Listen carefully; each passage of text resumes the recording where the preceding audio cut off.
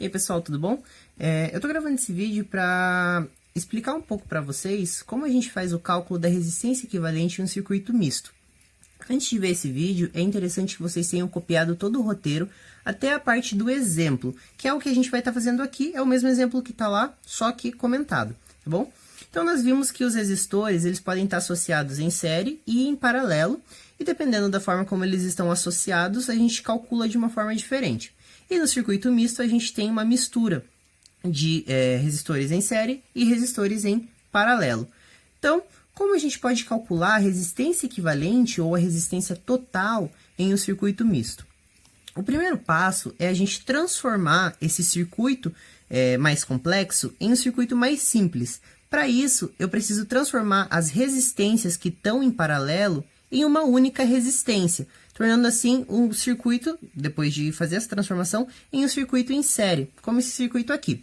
Então, qual que é o primeiro passo? A gente identificar quais são as resistências que estão em paralelo. Nesse caso, a gente tem R1 em paralelo com R2 e R4 em paralelo com R5. Então, aqui o R1 e o R2 vão nos dar uma resistência equivalente, que eu vou chamar de resistência equivalente 1, e o R4 com R5 vão nos dar uma resistência equivalente, que eu vou chamar de resistência equivalente 2. Agora que a gente já redesenhou o circuito, eu preciso calcular o valor da resistência equivalente 1 e o valor da resistência equivalente 2. Vamos começar pelo R1 e o R2. A gente aprendeu que para calcular a resistência equivalente de um circuito que está em paralelo, nós utilizamos essa equação aqui.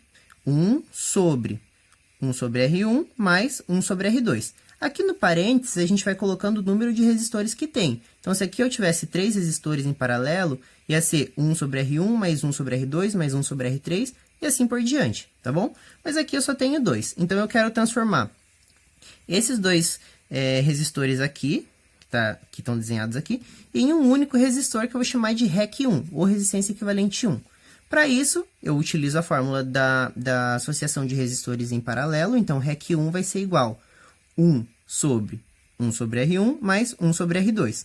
Agora, basta eu substituir os valores. R1 é 4, assim como R2, que também é 4. Então, resistência equivalente 1 é igual a 1 sobre 4 mais 1 sobre 4. 1 sobre 4 é igual a 0,25. Então, já substituo também. Resistência equivalente 1 igual a 1 sobre 0,25 mais 0,25. Isso daqui vai nos dar 1 sobre 0,5, que é igual a 2 ohms. Então, o valor da resistência equivalente 1 vai ser de 2 ohms. Aí, eu posso substituir aqui no valor do REC1, tá bom? A mesma coisa, pessoal, eu vou fazer com a resistência equivalente 2. Então, a resistência equivalente 2, ela é formada pelo R4 e o R5. Eu quero transformar esses dois resistores em paralelo em um único resistor, que é o REC2. Então, eu utilizo a mesma equação, só que agora, no lugar em vez de R1 e R2, a gente vai colocar R4 e R5, que são os resistores que a gente está trabalhando. Então, a gente fica com resistência equivalente 2 igual 1 sobre R4 mais 1 sobre R5. Eu passo para cá, resistência equivalente 2 igual 1 sobre, substituindo os valores de R4 e R5, que são 8, a gente fica com 1 sobre 8 mais 1 sobre 8. Resistência equivalente 2, então, 1 sobre 8 é igual a 0,125, então eu fico com 1 sobre 0,125 mais 0,125. Somando esses dois valores, eu fico com resistência equivalente 2 igual a 1 sobre 0,25, que é igual a 4 ohms, certo? Agora, então, eu tenho os valores da resistência equivalente 1 e da resistência equivalente 2. Então, eu posso fazer a substituição aqui no circuito simplificado. Aqui eu tenho mais um desenhinho. Então, esse circuito simplificado aqui é o mesmo que está aqui agora, só que com os valores, tá? Então, a gente fica resistência equivalente 1, 2 ohms. Então, esses dois resistores aqui, eles nos deram uma resistência de 2 ohms. Esses dois resistores aqui nos deram uma resistência de 4 ohms. Então, a gente fica com 2 ohms, 10 ohms e 4 ohms.